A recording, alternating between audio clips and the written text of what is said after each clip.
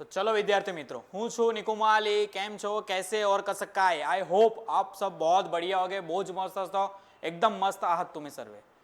હવે એકચ્યુઅલી ઘણી બધી ઇન્ક્વાયરી એવી આવેલી કે સર ઇજીની આઈએમપી આપો, ઇજીની આઈએમપી આપો. અમને ડ્રોઈંગ ખબર પડે છે પણ અમને થિયરી ક્વેશ્ચન કઈ રીતે આવશે અને શું પૂછાશે અમને કોઈ આઈડિયા નથી. તો ખાસ આ તમારા માટે જ હું વિડીયો લઈને આવેલો છું. આમાં જેટલી થિયરી છે એટલી ખાસ થિયરી તમે કરીને જશો. ખાલી ઓનલી ફોર ટોપ 15, ખાલી 15 જ ક્વેશ્ચન છે. 15 ક્વેશ્ચન એકદમ પરફેક્ટ ગોખીને રટીને કે સમજીને તમને જે રીતે ભાવે કહીને જવાના છે. આના બહારનો ક્વેશ્ચન આવશે નહીં. મેક્સિમમ ચાન્સીસ આના જ છે કે આ થિયરી ક્વેશ્ચન આવશે આ 15 માંથી. ચલો ક્લિયર થઈ ગયું વસ્તુ? ડન. અને આજનું જે ફિઝિક્સનું પેપર હતું આપણા મોસ્ટ ટાઈમ જે ક્વેશ્ચન આપેલા હતા લગભગ એનું એનાલિસિસ તમે કરજો તો બધા જ A to Z ક્વેશ્ચન અંદરથી છે. જો થિયરી પરફેક્ટ કરે તો એમસીક્યુ બી એમાં આવડી જ ગયા હશે. એ રીતના એમસીક્યુ હતા. એમસીક્યુ બે એમસીક્યુ થોડા ટફ હતા, બાકી એકદમ ઈઝી લેવલનું આપણે કહેવા જઈએ તો ફિઝિક્સનું પેપર હતું. તો એવી જ રીતે એન્જિનિયરિંગ ગ્રાફિક્સનું પેપર પણ ઈઝી આવશે, પણ ક્યારે જ્યારે તમે પ્રેક્ટિસ કરી હશે, તમે બધા વિડીયોનું એનાલિસિસ કર્યું હશે, જોયા હશે, સમજેલા હશે તો જ. તો આ વધારે ટાઈમ નથી લેવો. તો એન્જિનિયરિંગ ગ્રાફિક્સના મોસ્ટ ટાઈમ બી જે 15 ક્વેશ્ચન છે આ આખા એવું નથી કે ચેપ્ટર વાઇઝ છે, બધું કમ્બાઈન થઈને હું તમને આપું છું. પહેલા ક્વેશ્ચનની આપણે વાત કરીએ કે difference between first angle and third angle projection method. કાં તો પ્રોજેક્શન ફર્સ્ટ અને થર્ડ એંગલના જે પ્રોજેક્શન છે, ફર્સ્ટ એંગલનો જે સિમ્બોલ છે, ઓર્થોગ્રાફિકમાં આપણે જોઈએ છીએ કે ફર્સ્ટ એંગલ અને થર્ડ એંગલમાં શું ડિફરન્સ છે. તો એ ડિફરન્સ તમને કદાચ થિયરીમાં પૂછાઈ શકે છે. જો તમને આના ક્વેશ્ચન નહીં મળતા હશે, આન્સર નહીં મળતા હશે તો તમે કમેન્ટ બોક્સમાં લખજો સર ગીવ મી આન્સર. આન્સરની પીડીએફ તમારે ડિસ્ક્રિપ્શનમાં હું મૂકી દેવા. ડન છે વસ્તુ. ઇંગ્લિશ અને ગુજરાતી બંને લેંગ્વેજમાં મૂકી દઈશ. તો ખાસ તમે કમેન્ટ સેક્શનમાં કરજો. બાકી બધું ઈજીની બુકમાં આપેલું છે પણ બુક અવેલેબલ નહીં હશે તો ખાલી કમેન્ટ સેક્શનમાં જ હું આન્સરની પીડીએફ તમને આપી દઈશ. તો ફર્સ્ટ એંગલ અને થર્ડ એંગલ સિમ્બોલ જેવી રીતે આપણે અહીંયા શું હતું ડિફરન્સ હતો એટલે એમાં બે ત્રણ પોઈન્ટ તમારે લખવા પડશે. આમાં ફર્સ્ટ એંગલ થર્ડ એંગલ તમારે ડિફરન્સ આપવાનો હશે.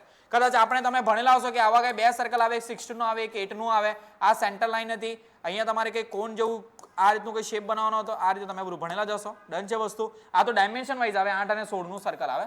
ક્લિયર છે વસ્તુ? આ તો ખાલી મેં ઓવરવ્યુ તમને આપી દીધો. એની પણ તમારે આન્સરમાં આપી દઈશું જો તમે માંગશો તો. અધરવાઇઝ જો તમને આવડતું હશે તો કઈ ચિંતા કરવાની, એકદમ ઈઝી ક્વેશ્ચન છે. Types of dimensioning method of drawing. આ ડાયમેન્શનિંગ મેથડની આપણે વાત કરીએ તો બે ટાઈપની મેથડ આવે, અલાઇન મેથડ અને યુનિડાયરેક્શન મેથડ. આ ક્વેશ્ચન ઘણી બધી વખત આ રિપીટ થયો છે, ઘણી બધી વખત. મોસ્ટ આઈએમપી તમે કહો છો તો પણ ચાલશે. Align method, યુનિડાયરેક્શન. અલાઇન મેથડમાં કે લાઇનની ઉપર ડાયરેક્શન ડાયમેન્શન આપવામાં આવશે અને યુનિડાયરેક્શનમાં એવું હશે કે લાઇનની વચ્ચે અને બેઝને પેરેલલ ડાયમેન્શન આપવામાં આવે છે. આ બધી વસ્તુ આમાં છે ડાયમેન્શનિંગ મેથડમાં. ક્લિયર? તો ટાઈપ્સ ઓફ લાઇન અને ખાલી 4 જ લાઈન આપણે એના ડ્રો કરીને એના એપ્લિકેશન, જેમ કે આપણે ચલો હું એમ કહું કે સેન્ટર લાઈન છે, સેન્ટર લાઈન ડ્રો કરવા માટે યુઝ થાય છે. Visible thick line, visible part draw માટે continuous thick line, continuous thin line, zigzag line આવે છે, કટિંગ લાઈન આવે છે. બહુ બધા ટાઈપની લાઈન આવે છે. આપણે કોઈ પણ કેટલી યાદ રાખવાની છે? 4 જ યાદ રાખવાની છે છોકરાઓ. એનલિસ્ટ ડિટેલ ઇન ટાઇટલ બોક્સ, કે ટાઇટલ બોક્સની અંદર જે તમે લખો જેટલી પણ ડિટેલ હશે બધી એકવાર તમે વાંચીને જો કદાચ આ ક્વેશ્ચન પૂછાઈ શકે છે. દર ફેરી ડાયમેન્શન પૂછે તો કદાચ આ ફેરી આ પૂછાય એટલે હું આ ક્વેશ્ચન એડ કરી નાખ્યો છે. એટલો બધો ઇમ્પોર્ટન્ટ નથી આપવાનું, પણ એકવાર જોઈને તમે ટાઇટલ બોક્સ શીટમાં ડ્રો કર્યો તમને આઈડિયા બી આવી ગઈ હશે. ડ્રો નથી કરવાનું, ખાલી ડિટેલ આપવાની છે. ક્લિયર? ડ્રો કરતો તમને આવડતું જ હશે.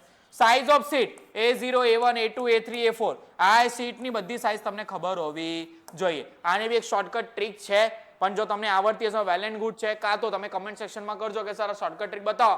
કમેન્ટ સેક્શનમાં જે બી વસ્તુ હશે એ ટ્રાય કરજો કે બધું અવેલેબિલિટી તમને મળે શોર્ટ ટર્મમાં. ડન થઈ ગયું? કારણ કે 1 કે 2 દિવસ જ બાકી છે એટલે ઇમ્પોર્ટન્ટ ક્વેશ્ચનનું જરૂર હતી તમારે, બહુ બધી ઇન્ક્વાયરી આવી એટલે હું મૂકી દીધી છે. ડન થઈ ગયું વસ્તુ? આમાં પણ તમારે સાઇઝ યાદ રાખવાની રહેશે. Application of a compass, protractor અને set square. Most IMP question છે, ઘણી બધી વખત પૂછાયેલો ક્વેશ્ચન છે. આઈએમપી ક્વેશ્ચન છે ભાઈ, મોસ્ટ આઈએમપી ક્વેશ્ચન છે. ત્રણનો યુઝ આપણે યાદ રાખવાનો છે. ચલો ક્લિયર છે વસ્તુ? બીજી આપણે 8મા ક્વેશ્ચનની વાત કરીએ તો ડિફાઇન ઇલિપ્સ, પેરાબોલા અને હાઇપરબોલા વિથ ઇટ્સ એસેન્ટ્રિસિટી. ચલો આપને ડેફિનેશન આપવાની હશે અને એસેન્ટ્રિસિટીની વાત કરીએ તો <1 એસેન્ટ્રિસિટી ઇઝ ઇક્વલ ટુ 1 અને >1 હશે. <1 તો આપણે ઇલિપ્સ બને તમને ખબર જ છે. પેરાબોલા બનશે આની અંદર અને આની અંદર બનશે તમારે હાઇપરબોલા. ચલો ક્લિયર છે વસ્તુ? એટલે આ તો તમને આઈડિયા હશે જ. આ બી તમને ડેફિનેશન સાથે પૂછી શકે છે એટલે આ બી ખાસ યાદ રાખવાનું. ડાયરેક્ટિવ ફોકસ મેથડનું જ છે. ડ્રોઈંગ ઇન્સ્ટ્રુમેન્ટના તમને જેટલા પણ ઇન્સ્ટ્રુમેન્ટના નામ યાર બધાની આખી લિસ્ટ બનાવી કે pencil, roller scale, set square, પછી આવશે પ્રોટેક્ટર, કંપાસ, જેમ કે કોણ માપક આવે, વર્તુળ આવે, બધી જ વસ્તુ આની અંદર આવી જશે. Size of a title box, આ પણ ઇમ્પોર્ટન્ટ ક્વેશ્ચન છે ડ્રોઈંગ એડ્સ વાળો. Size of a title box, any width અને લેન્થની સાઇઝ તમારે યાદ રાખવાની છે. તમે કોલેજમાં ડ્રો કરતા છો તમને આઈડિયા હશે જ. ચલો ક્લિયર થઈ ગયું વસ્તુ. ટાઇપ્સ ઓફ એન્જિનિયરિંગ કૌઝની આપણે વાત કરતા હોય, એન્જિનિયરિંગ કૌઝમાં આપણે ઇલિપ્સ, પેરાબોલા બધા એન્જિનિયરિંગ કૌઝ આવે, ખાલી આપણે ટાઇપ્સ લખવાના છે આના. ચલો ડન થઈ ગયું વસ્તુ. ડિફરન્સ બિટવીન ઓર્થોગ્રાફિક અને આઇસોમેટ્રિક, જે છેલ્લી સીટ હશે તમારા કોલેજની અંદર, કાં તો તમારા જે પણ સબ્જેક્ટ હશે, રિમિડિયલ છે, ઇવન તો પણ છેલ્લી જ સીટ હશે ઓર્થો અને આઇસોની, તો ઓર્થોગ્રાફી અને આઇસોમેટ્રિક બંને વચ્ચેનો ડિફરન્સ તમારે છે. પેરાબોલા અને હાઇપરબોલાનો યુઝ, આ પણ મોસ્ટ ટાઈમ ક્વેશ્ચન તમારે અહીંયા બની શકે છે. બધા જ મોસ્ટ ટાઈમ પણ જે સ્ટાર કરો છો વધારે એના પર ફોકસ કરીને જજો. ક્લિયર, બંનેનો યુઝ તમને પૂછી શકે છે.